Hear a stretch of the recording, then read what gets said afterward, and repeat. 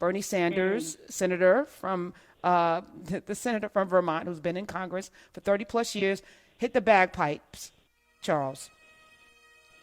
He has suspended. Yes, that happened today. He has suspended his. That's right.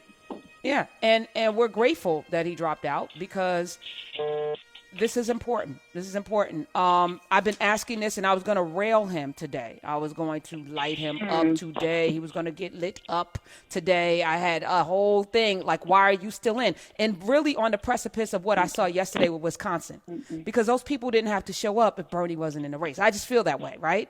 If he's not there. But they were also showing up for state elections. So what's interesting about Wisconsin is that not only were they showing up for the presidential primary, they were also voting on the election between one of the Supreme Court justices. So Supreme Court Daniel Kelly, who was a Republican, who has been a wonderful supporter of voter suppression, he was also in a position where his position was being elected on.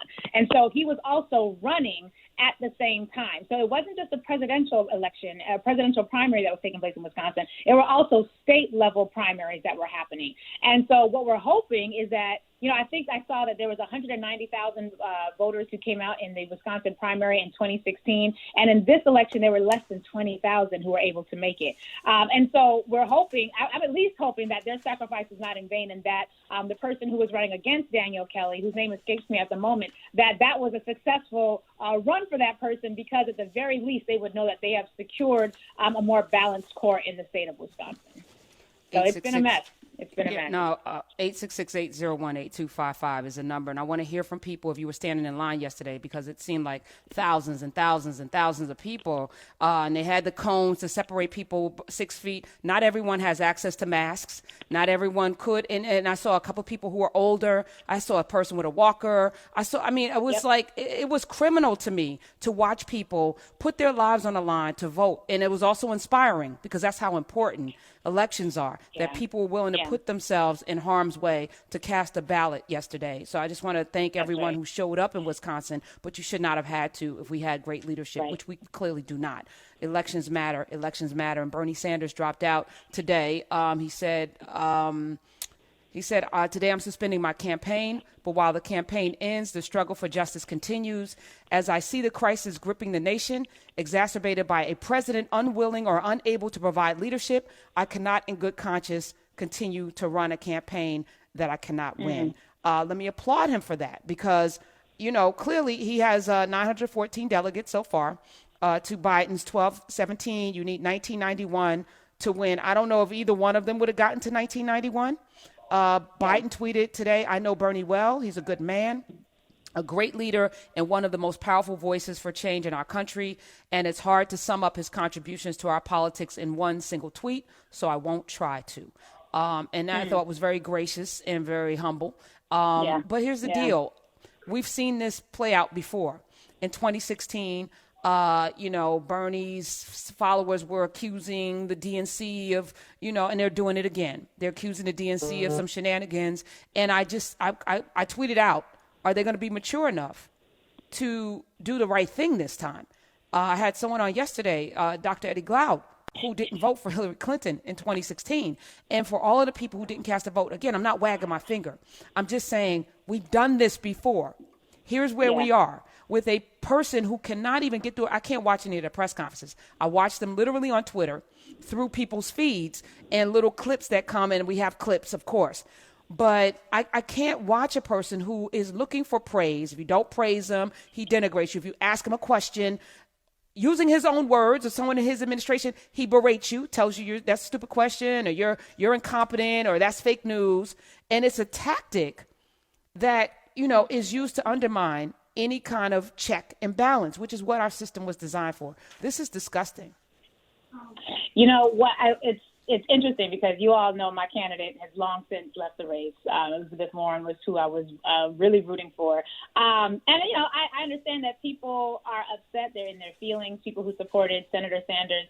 And I get that. And I think you get a day or two, to be in your feelings, to be upset. I understand it, particularly if you were adamantly not trying to see Joe Biden be the nominee. That said, I really am hoping that people hear what I'm about to say.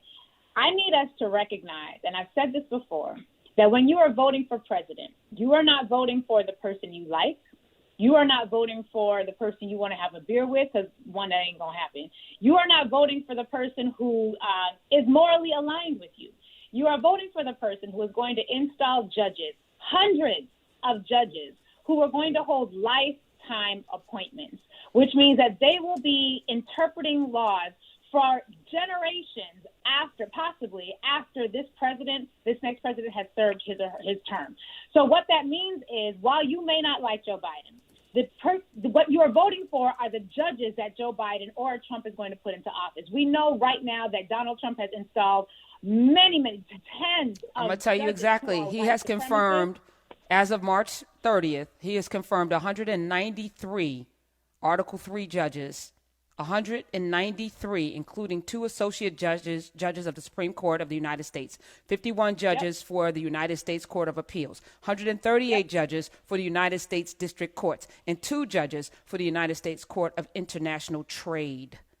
Yes. 193 so what that judges. means is those 193 judges will be served collectively for the next millennia, right? Their decisions are going to impact not just us, our children, our grandchildren, our great-grandchildren, our great-great-grandchildren. The same way that the Supreme Court was able to interpret Plessy versus Ferguson, Dred Scott, Brown v. Board of Education. Those decisions reverberated for decades.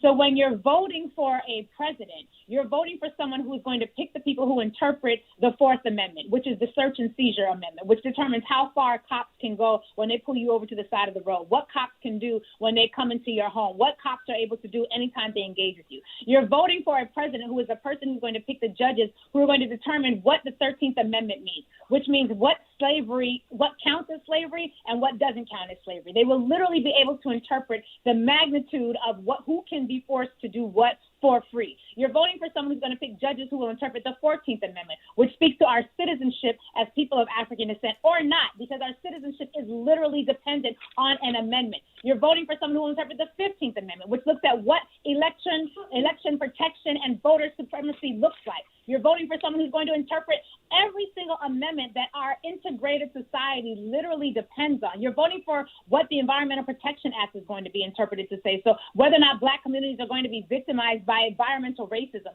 You're literally voting for the people who will determine what this nation will look like for generations to come. So I'm saying that to say, be in your feelings today. Hell, be in your feelings. I'll give you a good week. We all home with the Rona. Be in your feelings for a good, solid week. But after that, you get it together. Get up. I need you to get it together and recognize this is not about who is sitting in that office. It's about who that person sitting in that office will put into judgeship positions and how those judges are going to literally either bring us forward or take us right back into enslavement.